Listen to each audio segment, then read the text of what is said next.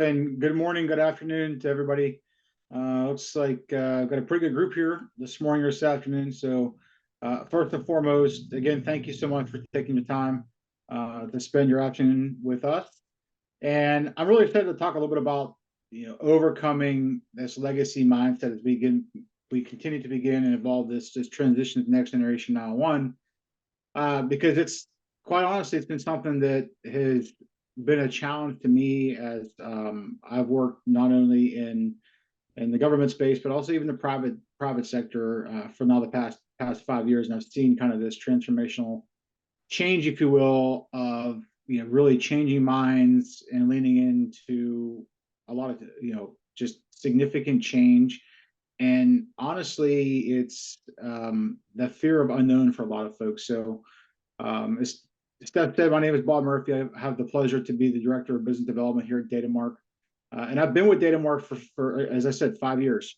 Prior to that, my entire career previous to DataMark is that in the government world in public safety.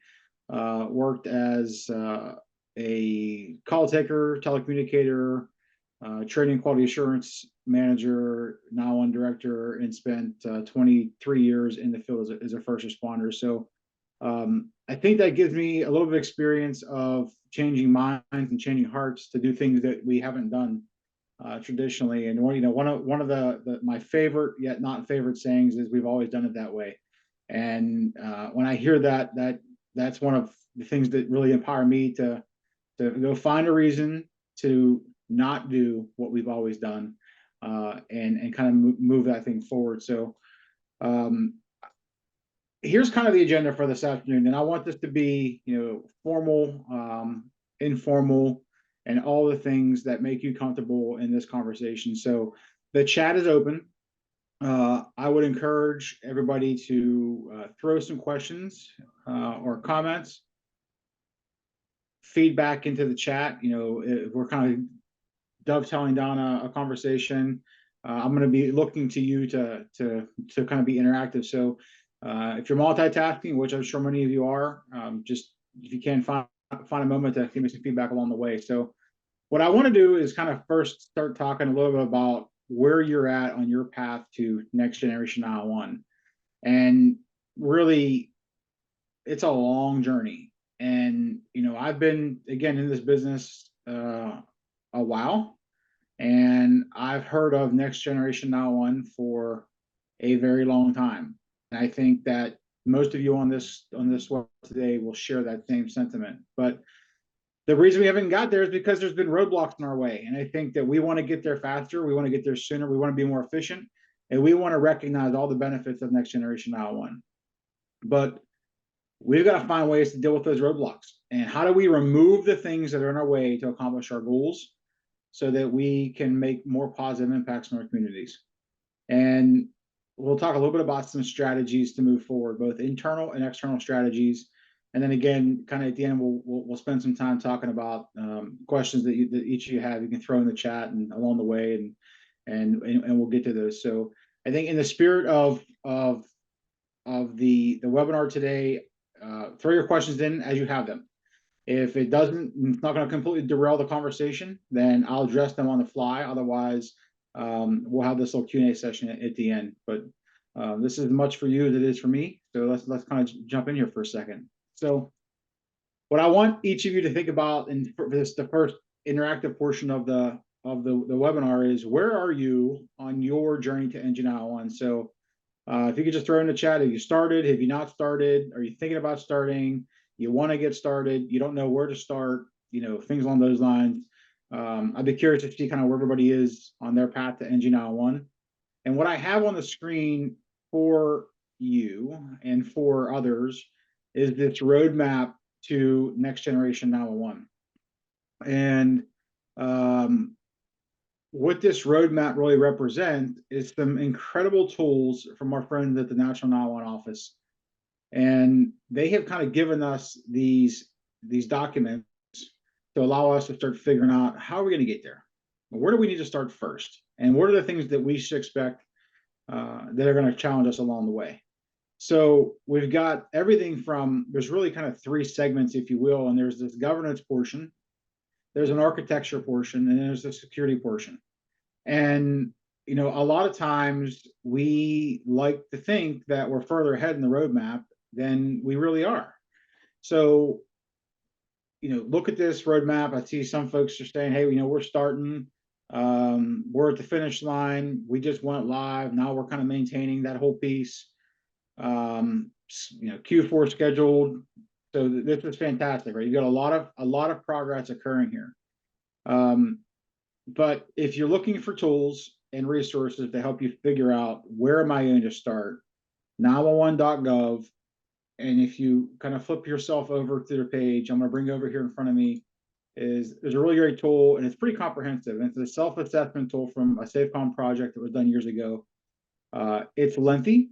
It's intended to be lengthy because it is going to give you some insights to things you need to do, and it's going to ask you some questions and allow you kind of to define where you're at. So what we've done is taken this very long document and we've broken up into these stages that you'll have access to at the end of this piece. So on the governance side, do you have a system design? Have you established a framework for which you want to accomplish that? Governance is very important. Somebody has to be in charge, and somebody has to start defining responsibilities. And it's best to do that on the front end of that process. The last thing you want to do is start securing architecture or looking at implementation, and then it becomes a process of who's gonna manage this thing, and then how are we going to support one another along the way. And so much, early on in that process, you should think about things like strategic planning. And the strategic plan should really lay out your roadmap for you to transition and then sustain a transition to next generation 911. If you haven't heard us talk before, and you've certainly heard others talk, a transition to next generation 911 really requires collaboration with a number of stakeholders that you have traditionally not worked with. And that is everything from just from a GIS perspective, it's addressing coordinators, it's permits and development, it is network providers, it's all these different components of folks that you've not been experienced at working with. So it's best up front to have those conversations and get introduced to those key stakeholders, and then figure out what resources they have. You may find that folks adjacent to you, or they're going to be your partners, whether that be intergovernment partners or really multidisciplinary partners. They may have resources that you didn't have access to, so you can leverage those. But there's the funding piece, and I think every one of us on this webinar and across talked about, how are we going to fund this thing? It's expensive, because not only is it expensive to transition to next generation 911, but I've got to figure out a way to maintain some of my legacy components while our providers, network providers, and OSPs migrate their technology to support a true next generation 911 transition. And we just spent 3 or 4 minutes talking about really three pieces of that, and we haven't even begun to get into architecture.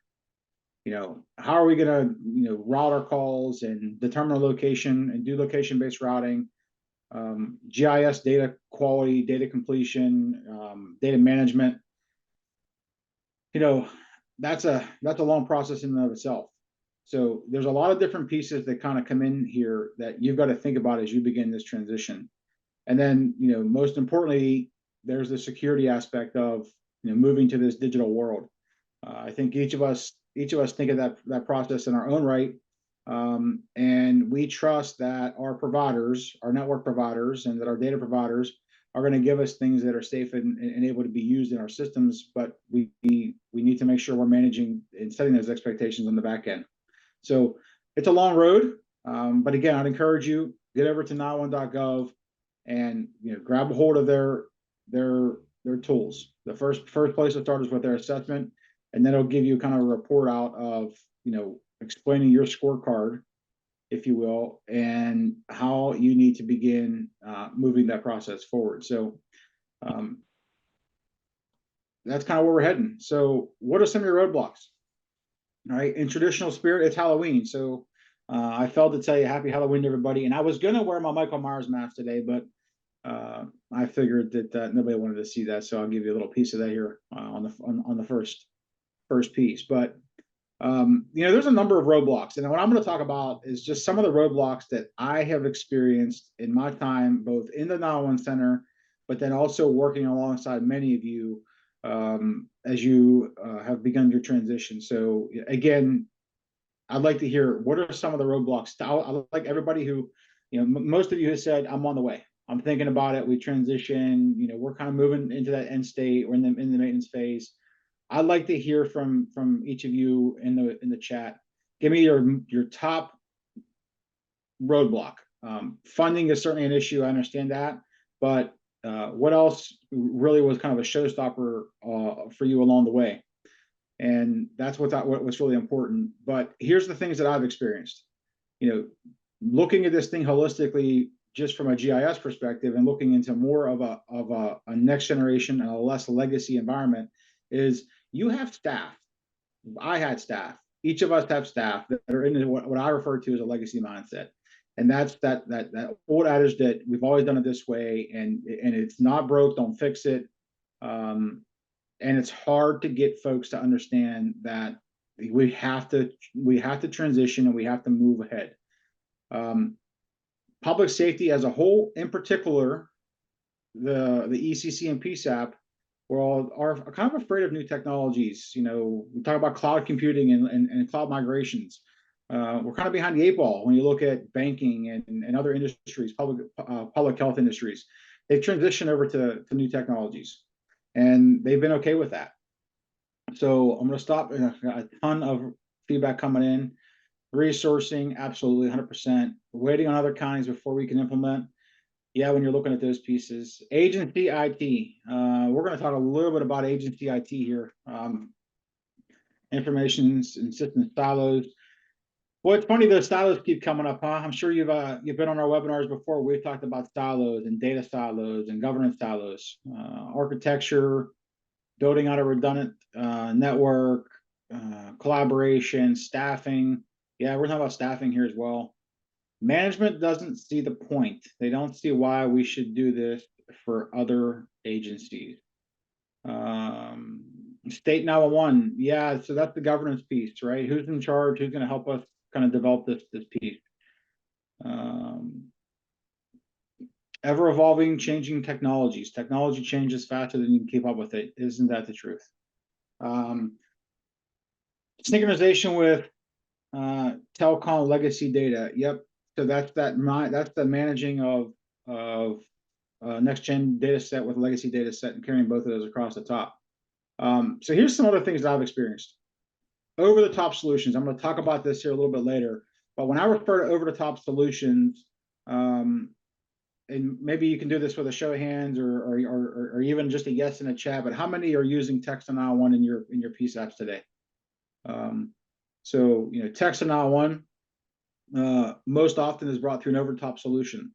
If you ask the general public, I think the general public will tell you that next generation 911 is having the ability to send a text message to your local 911 center, or having the ability to send a picture or a video to your 911 center.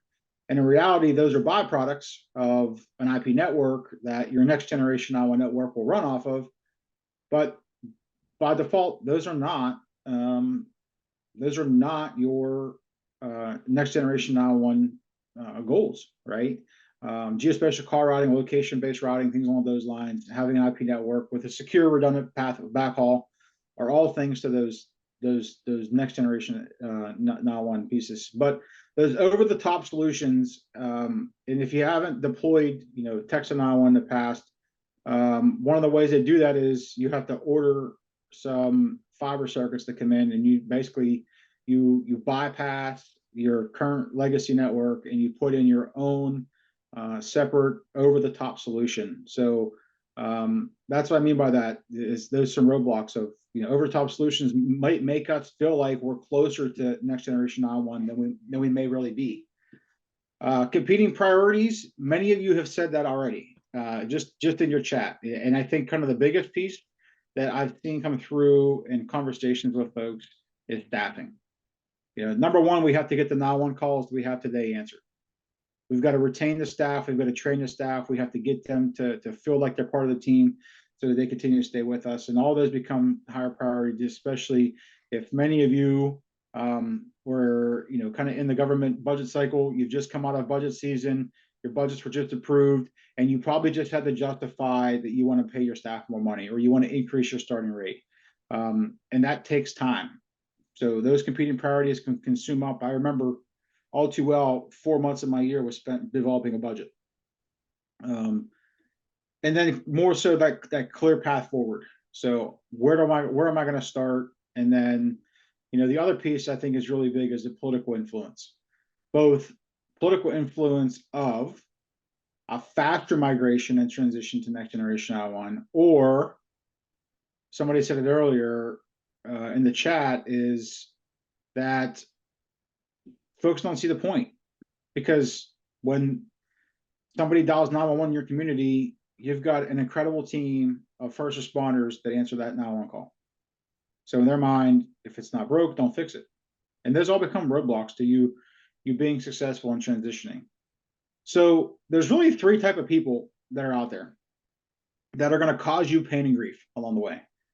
And I've kind of put them into 3 different personas and talk a little bit about how we're going to deal with some of these folks to remove the challenges and to make you feel confident that you can begin this transition and then sustain a transition to next generation I1. Number 1 is Rusty Ricky. I call Rusty Ricky is our telecommunicator, our supervisor, but he has that legacy mindset. And you think into your PSAP and you think into your government structure, your management structure, and your political structure, and that from that perspective, these are your seasoned and most tenured staff.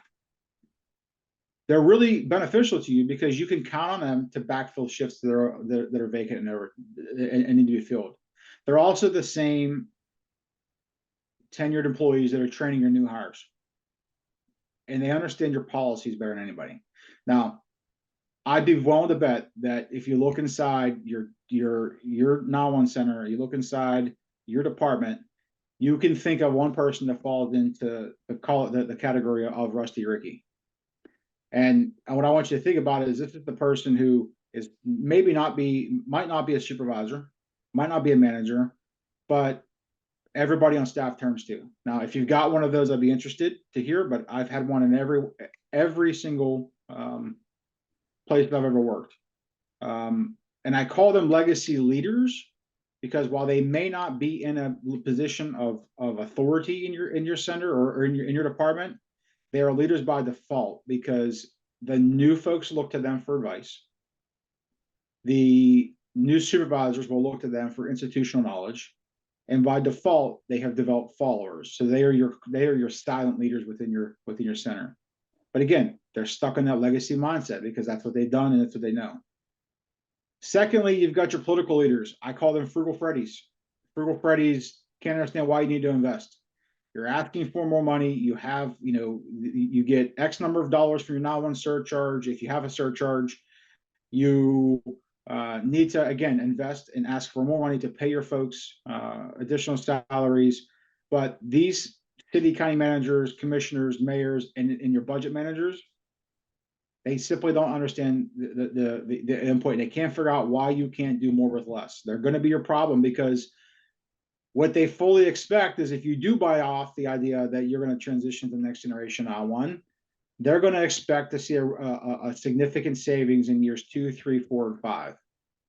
But if we don't set the expectations on the front end that we're going to transition to next generation I1, but we're going to maintain this legacy environment, we haven't set the expectation with our political and our finance folks that it's going to be more expensive during a transition period than it is in an in-state environment. Now, we should see a recognition of benefit and value in the back end, but they're going to cause you challenges. So, when you look at those folks, you kind of need to treat them with Nick gloves, but you also need to be honest up front and set the expectations on the front end of what this investment looks like and why you need that support. Then you've got diehard Dave, who are your early adopters.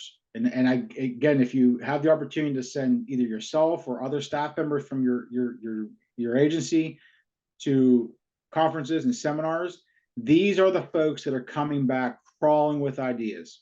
What they've done is they went out, they've taken the time to not just go to the sessions, but they've moved across the vendor halls, they've talked to different colleagues across the country, and they have found that things that others have that you don't have.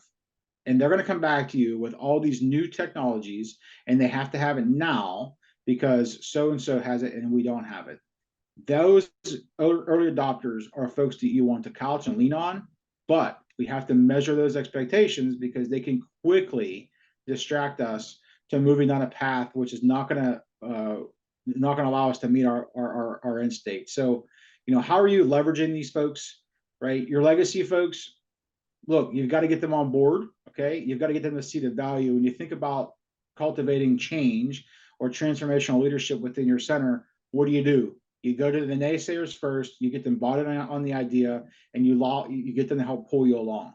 They're going to be reluctant initially, right? But when they see the value and how it makes their job easier and they can allow it to make a more positive impact in your communities, you'll pull Rusty Ricks along, and you set the expectations, and you have clear delineations of cost and value to your political leaders. Frugal Freddy is going to find some money in the budget, and they're going to see the value behind that. And if you can start catching some of these early wins, your early adopters, right, they're going to be your biggest champion. And each of them have a place of your transition from a legacy to a next gen mindset. You've got to really just kind of level set them and let them become your champion and let them help you along the way. That said, on the flip side of that, you've got energy vampires. I know I've got them. I've had them for 100 years everywhere I've been, whether it be the 911 center, whether that be in the fire department, whatever that is. As I look at the list of folks on the call, a couple of them work for me, and they're on this call. I just won't tell you who they are. I'm just kidding. But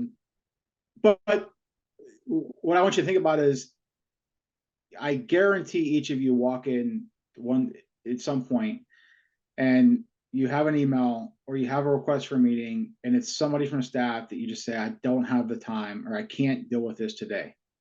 Look, we've got to find a way to mitigate that, because by default, that becomes a distraction. It absolutely becomes a distraction. And we have two choices to make. We either have the option of blocking them out, and then you end up with a disgruntled workforce, or you find a way to find out what motivates them and let them help you. So, when you look at this transition to next generation 911, everything from GIS to technology, architecture, workflows, tools, and looking at how our frontline staff are going to work, you're going to change their workflows, or you're going to put another system in place for them. What I hear from 911 managers all across the country right now is, I can't put another map in front of my call takers dispatchers. I can't put another screen. It has to be embedded, because workflows are so critically important. And as each of you know, they literally have a second or two to make a decision that's going to impact somebody's life, whether that be a field responder, a field responder, or that be the 911 call taker.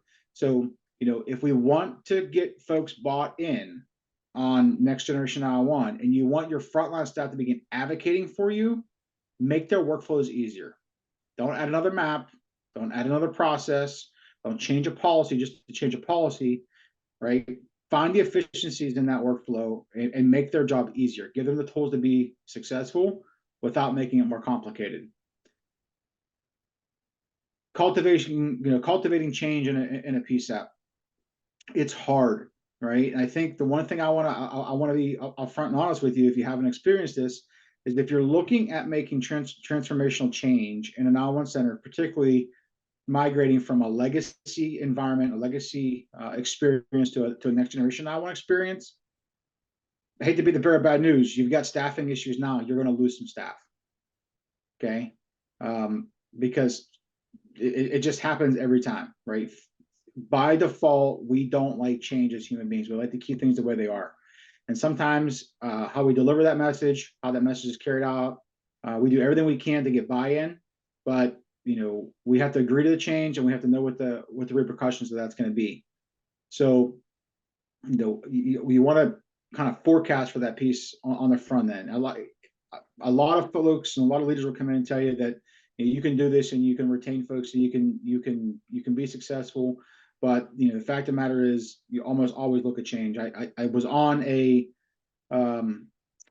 meeting the other day talking about new hires, and there's a lot of PSAPs that are hiring 20, 30 folks at a time, putting them through training classes. Just in a legacy environment as we are today, they're hiring 20, 30 at a time. They get through the first 3 or 4 weeks of training, they're down by 6. They get through the second 3 or 4 weeks training, they're down by 4 more. So you hire 20 or 30 on the front end, you end up with 12 or 15 on the back end. The same thing is going to happen when you're done with the transition to next generation I1. We've talked a lot about the political components of things. If you want to achieve success, you have to find ways to sell the return on investment, sell the value proposition.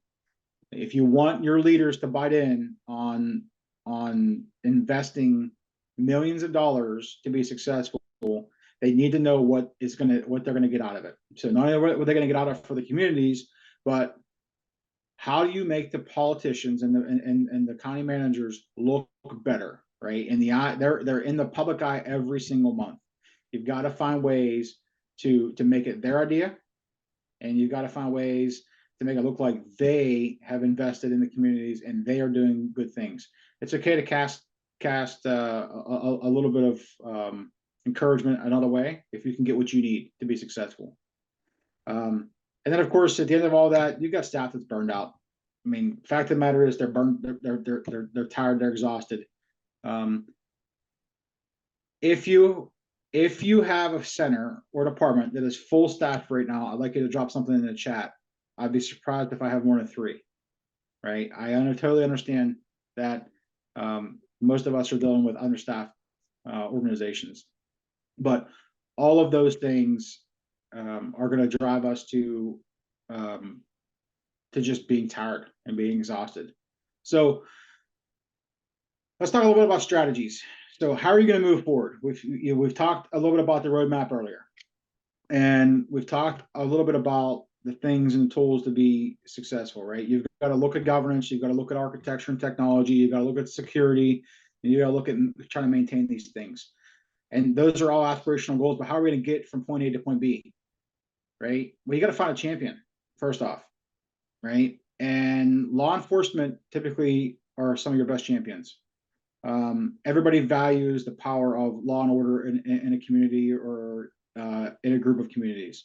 So if law enforcement can help you find a voice to be able to do things better in your communities, to make a safer community, everybody can rally around that. The fire departments who are doing really good things, if they can find efficiencies and you get a voice behind it, that's great. EMS, if you can increase by changing policies and changing technologies and having a transition next generation I1 allow you to have a higher return on assessment rates, or ambulances getting to scenes faster, or classifying a call by priority sooner and much more efficient, let those folks help you, right? Let them help you drive that whole idea, right? Find yourself a group of folks that you can surround yourself with, that you can carry consistent message across the board. And when it's not just an I1 director or the GIS manager and GIS director saying, I need to do this, but now you've got a fire chief, a medical director, and a police chief carrying the same tune, everybody's going to start to understand that this is real. The other piece is, let your staff, if you're having a difficult time with staff that don't understand why you're going to go ahead and purchase new technologies, or why you're going to transition to this, or why you're going to have an updated map, right? I could tell you that I started using a map a number of years ago in an I1 center, and we hated it initially, right? Because we knew how to process a call and to override and validate a call. They put a map in front of us. If the map didn't validate, the map was broken. right? But if you can get them to see what others are doing, and you can really grow their affinity towards having all these other tools to be successful, then that's one way to pull them along, right? Jealousy is sometimes is a wonderful thing. It's a great motivator. But you should also leverage those life-saving use case stories. If you can demonstrate that there are tools, processes, technologies, and a full transition to next generation I1 that are going to result in positive impacts to your communities, leverage that all along the way to carry your campaign. Here's just some examples, right? There's a whole program out there for law enforcement leaders to understand next generation I1 so that they can help carry the message.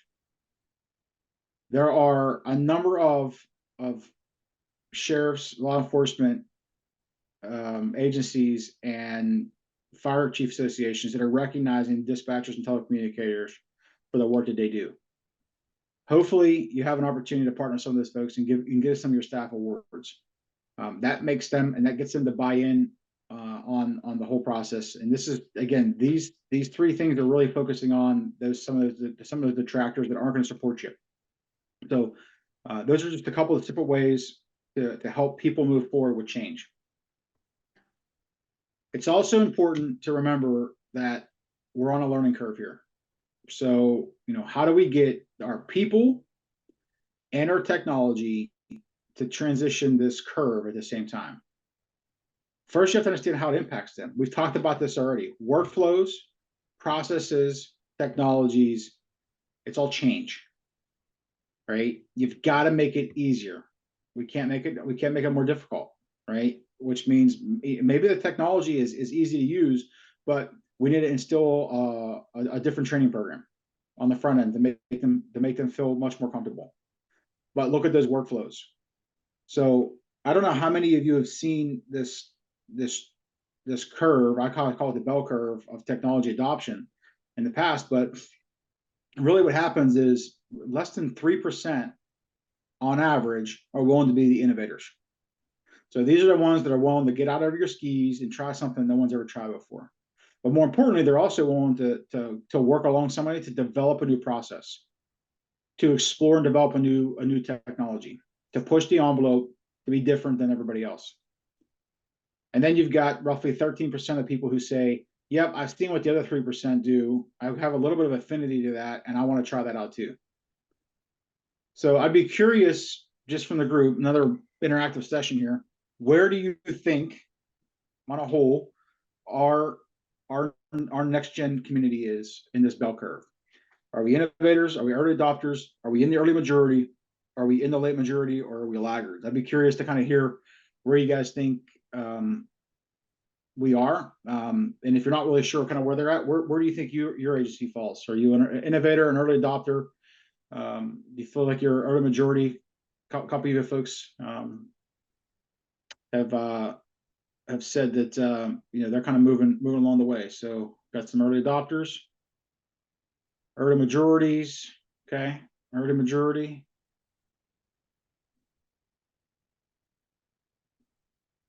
Late majority. Okay. Yep. Okay, so a couple come to me. Okay, so in reality, most of us are sitting between this early adopter and early majority phase. We're kind of sitting right in here. It's kind of where we are in general. It's really difficult to quantify and to really substantiate an end state next generation I1 transition yet. We're still trying to figure that out. But for the most part, if you're making your way through and you've got architecture, you've got solutions, and you've got technology in place, and you've got processes in place, you're sitting at early adopter, early majority. But it's a steep curve. What I want you to pay attention to is, in particular, look at how deep that curve is, how high that curve is from the middle of the early adopters all the way through the early majority. It's a long road. And what I want to emphasize here is that road, if you're the early adopter, then I really think that you have to set the expectation internally and also set the expectation externally with your stakeholders that just when you begin the transition, it's going to get harder and harder to pedal that bicycle up the hill, right? It's going to get harder financially. It's going to get harder from a process perspective, and it's going to get harder on your people because even in that scenario, we're still learning things and we're still trying to figure out processes.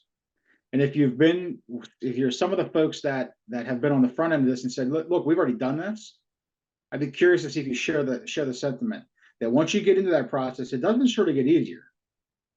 But if you think about, like, again, like pedaling a bicycle, it's harder to pedal up the hill, and it's going to get harder and harder and harder until everybody comes over the top.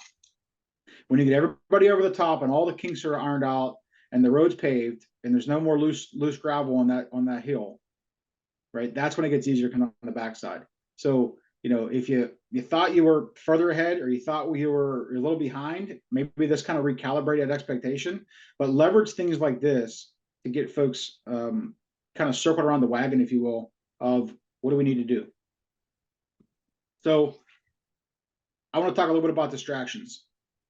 And you've made some decisions and you said, I'm going to move forward. We're heading off into the next generation now on, right? This is a real picture of me driving my car heading to work every day. I'm just kidding, right? But I'm going to move forward, but I've got so much that I need to do. And I'm not quite sure how I'm going to accomplish hiring or retaining staff or dealing with personnel issues, right? We're people. We have families.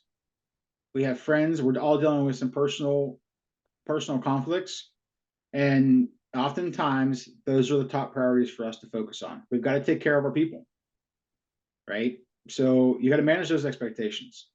You're also managing the expectation from the public. There is a perception of service delivery. So I'll ask the question, how many here have public education programs, active public education programs that are actively out in the communities, teaching now one to schools, going to public events, talking about the now one process.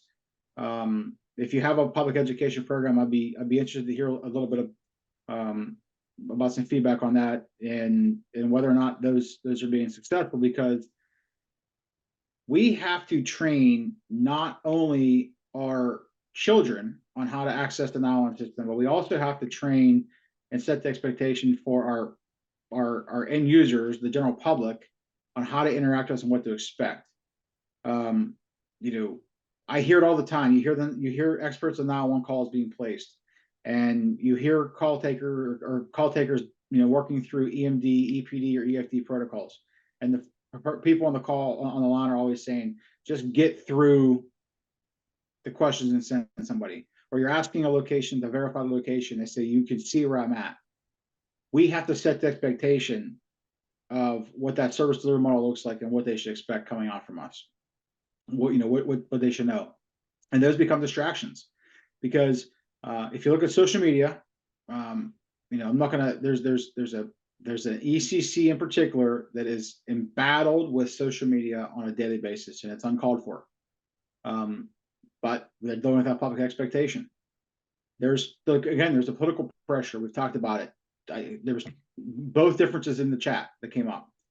You have the political pressure of the commissioners, managers, mayors, so on and so forth. You name your political body, who want it now, and they won't accept why we don't have it now. And then on the flip side of that, you have commissioners, mayors, managers that don't understand why you need it now or in the future. They feel that it's somebody else's responsibility to do. So you got to battle those two, right? And those become distractions. When I was in the Now One Center, both Now One Centers, I had to take ideas before I took them, before anything, and I had to what we refer to as walk the hall. And we would spend weeks upon weeks walking the hall, meeting with commissioners, managers, directors, so on and so forth, to get them bought in on the idea. We never wanted the first time that they heard about an idea to be when it was on the agenda for consideration.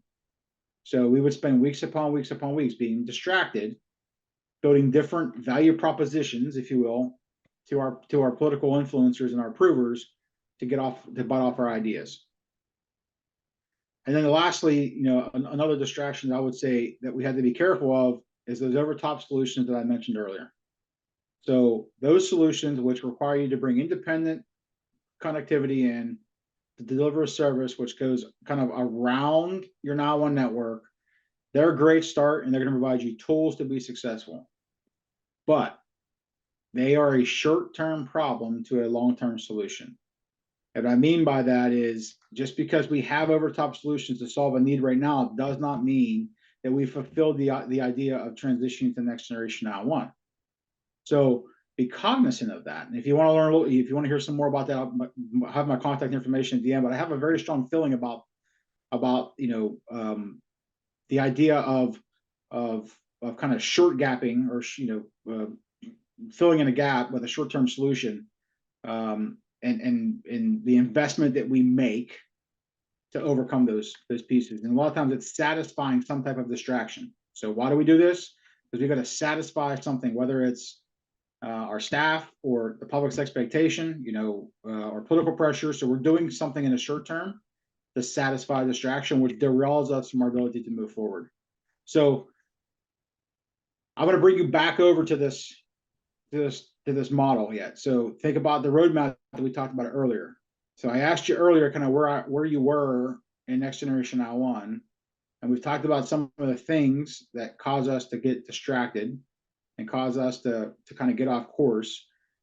Do you still feel like you are where you were? I'm not asking for input or you put anything in the chat, but that's kind of a rhetorical piece. But just think about that.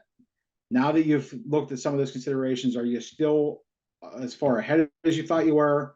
Are you maybe not as far ahead as you like to be? Given some of those, and if you are, that's fine. Let's recalibrate that, right? And kind of figure out where we need to be right now. But you're going to have to, in my mind, and I've done this in the past, is you have to hire staff that have the experiences that you don't have, and surround yourself with people that are smarter than you. I've been really successful in my career, not because I have intangibles that others have. What I have is, I joked earlier about my staff being vampires. Nah, they're not. They're anything from vampires. What I've done is I've hired some of the smartest people with the biggest drive and the most infinite passion for what they do, and I let them do their jobs. And when you do that, and you can't, and you surround yourself with them, they make you look really good. But I understand the challenge. It's hard to find that kind of talent right now. Or the other side of that is, you can't afford them in the government world because the private sector pays more, or they just don't want to work those extra hours. And then there's the overcoming challenge of, well, you know what? Look, I can't get my leadership to bite in and invest all this stuff right now to have a return on investment be successful now, but not later, or vice versa. They don't want to invest now and not see an ROI for 18 months or 24 months. You've got to continue to carry the mission. So there's a QR code on the screen there.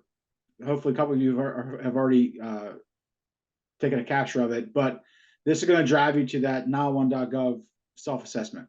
I'd encourage you, now's a good time to recalibrate wherever you're at. Take that self-assessment, kind of see if you still are where you think you were. And if not, it'll give you that toolkit. The toolkit will give you the kind of the output of here's some things to think about. So along those lines, I've kind of talked about this already, but there's a number of distractions. IoT, different CAD systems, radio systems, indoor mapping. Now, we are a GIS organization. There's a lot of things that become distractions to us. We see it happen all the time. There's a new capability within a CAD system. There's a new sensor that's going to give us more data so the call takers and dispatchers can do this. There's a new radio out there. There's a new radio system. There's a new new way to look at buildings in 3D. There's all these different things, but they're not next generation 911. We have a network in place with a secure, redundant backhaul, with GIS data that supports geospatial call routing to say, this is where my 911 caller is. This is the 911 place or dispatch under the call should receive, and don't let them distract you from the core. So you can't get staff.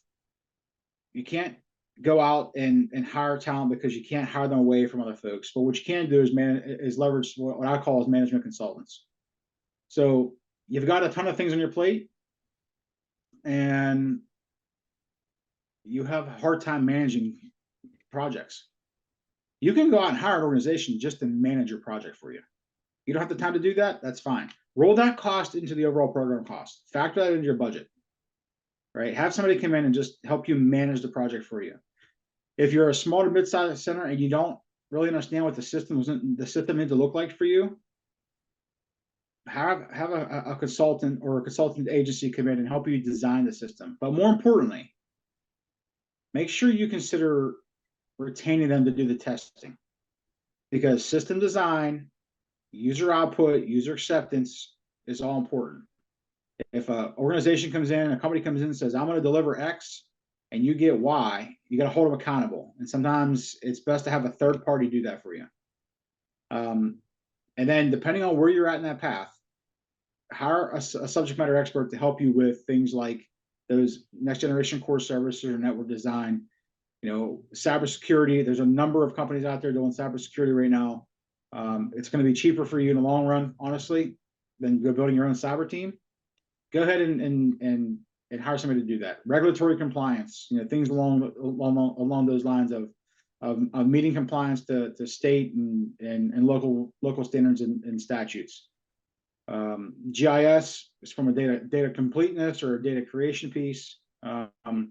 Or even on the front end of that is cost analysis. There's a number of tools out there to figure out, one, what's it going to cost you to transition, what's it going to cost you to maintain it, things along those lines. But they consistently change, and they change because the market's changed. If anybody's tried to buy anything recently, that interest rates are incredibly high. I think we're all feeling the impacts of the economy right now, and have been for the past call it 10 years in reality, right? Things just keep getting more and more expensive. So those cost models change over time. So let somebody help you with those pieces. So we've said a lot in 50 minutes, but where am I going to start? So what I'm showing you on the screen is a depiction directly from 911.gov out of the Interstate Playbook.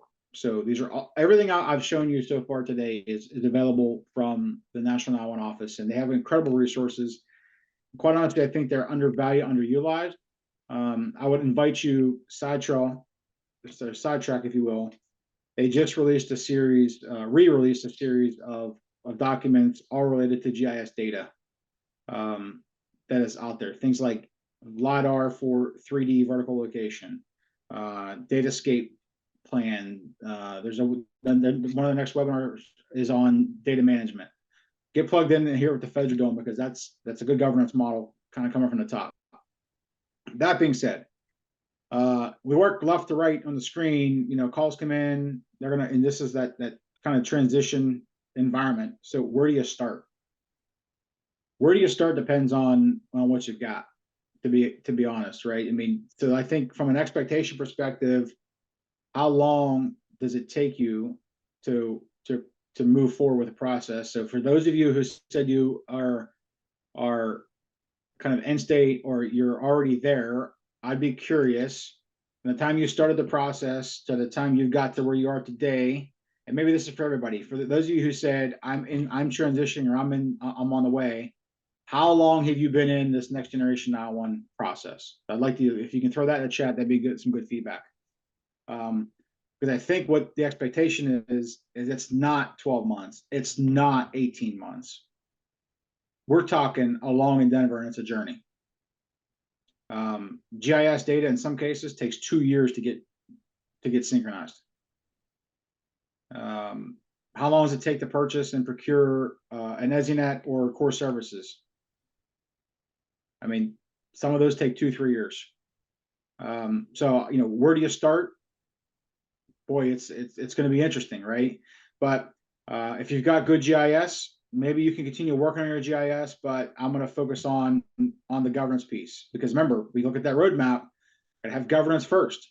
How long does it take to get governance? I know there are some counties that are working on projects right now that require memorandums of understanding, and that's been the biggest challenge. And that, if we think about that, that's the front end of the roadmap, the governance piece, and getting MOUs and interlocal agreements established. So that toolkit will help you figure that out. But governance has got to be first, and that could take you, 12 months. But while you're working on governance, you can start working on your GIS data. While you're working on GIS data, you can start looking at network design, because in some cases, your core service and EZNet provider may want GIS data a little differently than others. So depending on the vendor, depending on the solution model, depending on the deployment model, you may need to do something different with your data. So it's okay to start some of these in parallel, but understand that governance is going to inform funding, is going to inform architecture, is going to inform process, is going to inform workflow, is going to inform this.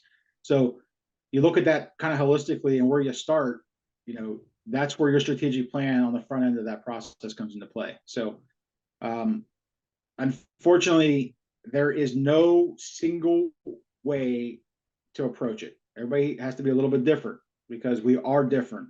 And at DataMark, we always say that, we meet you where you are. And that's what you want in a next generation I1 partner, is somebody who's going to come in and say, okay, where are you? And how do we help you move forward to get you to that point? Just some feedback in the group: 4 to 5 years transition, 3 years working on the GIS part for 12 to 18 months. So, there's just some ideas of what some of your colleagues are looking at. It's a long road to hoe, and we'll get to it together. So that said, I'll leave this here. First and foremost, I'd invite everybody to join us November 28th from 12 to 1 Pacific, and you'll be meeting with the GIO from the state of Idaho, who is going to talk about their data readiness and data management objectives and projects that they have in Idaho. A really cool project up there that they've kind of taken this regional approach and aggregated it and made it into a statewide approach that kind of meets some of their objectives.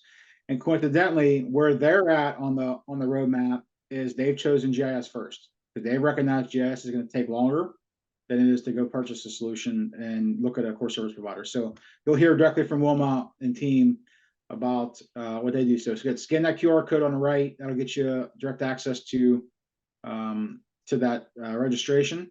And then if you have questions for me, you go ahead and scan the QR code on the left-hand side. That'll download my contact card to you, phone number, email address. I think my LinkedIn's on there too. So find a question the way you want with me, and I'm happy to talk about some of my experiences, both from the private side and from the public side. But that said, if there are any questions, throw them in the chat. I think we've got 3 minutes left in our session today, and I'd be happy to take any questions or expand on anything else. We could have done 4 hours on this, but Steph gave me an hour, said don't talk too much.